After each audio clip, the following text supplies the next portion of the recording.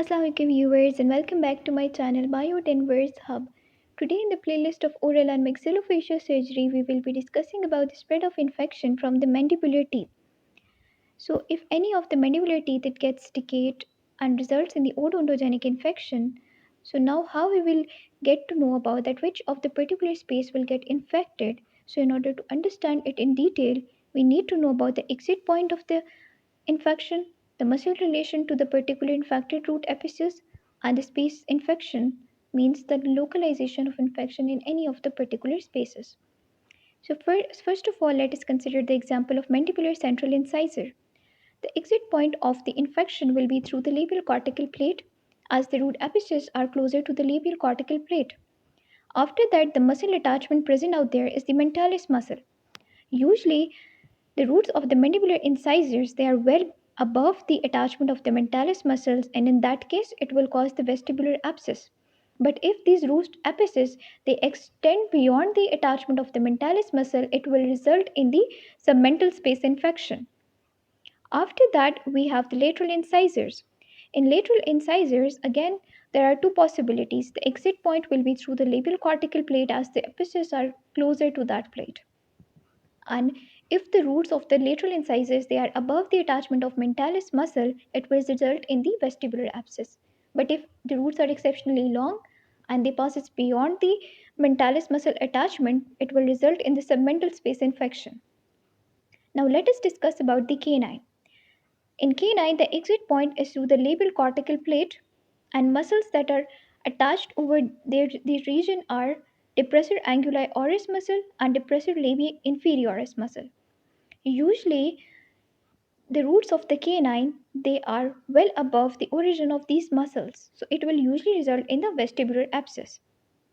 Now let us discuss about the premolars. In premolars, we have two exit points depending on which of the root is infected. If the root nearer to the labial cortical plate is infected, it would exit through the labial cortical plate. It will perforate that plate. And the muscles attached there are depressor anguli oris and depressor labii inferioris. Again, if the roots they are well above the attachment of these two muscles, it will result in the vestibular space infection. Now, if the root it is get infected and it is nearer to the lingual cortical plate, so the infection will exit through the lingual cortical plate. And on the lingual side we have the mylohyoid muscle. So usually the roots of the premolar they are above the attachment of the mylohyoid muscle, and they will usually involve the sublingual space and will cause the sublingual space infection.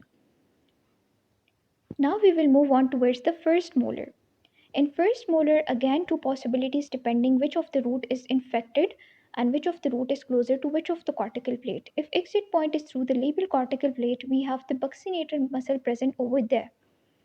In either of the case, if the first molar roots they are well above the attachment of buccinator muscle, it will cause the vestibular space infection.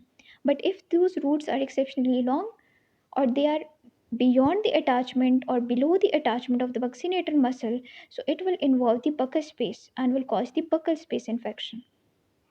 If the exit point it is on the lingual side, and we know that on lingual side we have the mylohyoid muscle, so we could either have sublingual space infection if the roots are present above the attachment of mylohyoid muscle, and we could also have the submandibular space infection. In that case, the roots of this first molar will be beyond or below the attachment of the mylohyoid muscle.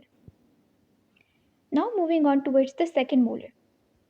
Second molar, again we have two possibility and two exit points depending on which of the root is infected. If the exit point is through the labial cortical plate, we have the buccinator muscle present on the labial side, and again two possibilities vestibular if the roots are above the attachment of buccinator muscle, and the buccal space infection if the roots are below the attachment of the buccinator muscle. If the infection it exits through the lingual cortical plate, then we have the mylohyoid muscle present out there. So usually the second molar the roots are well below the attachment of the mylohyoid muscle, and there are more chances that it will cause the submandibular space infection. So now we will be discussing about the infection spread from the third molar. So in the case of mandibular third molar, the infection spread will be depending upon its angulation. Usually the spread of infection or the exit point is lingually, because on the buccal side we have the oblique ridge and the buccal shelf area that are relatively strong and they restrict the infection out there. So it will move on or exit from the path of least resistance that is towards the lingual side. So first of all, let us study the vertical angulation. If third molar is present in the vertical angulation, the exit point again through lingual side, we have the mylohyoid muscle attachment. And the roots, their third molar, the roots are present beyond the attachment of the mylohyoid muscle. It will cause the submandibular space infection.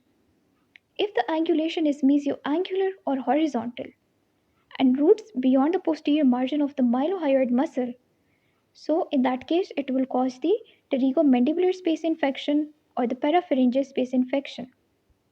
Third is the possibility that if there is pericoronitis or either the third molar it is distoangular or linguoversion, which means that crown it is lingually tilted and roots are present towards the buccal side. So in these three cases, the infection it will exit through the buccal side because the roots were present towards the buccal size, and that is very obvious that it will cause the buccal space infection.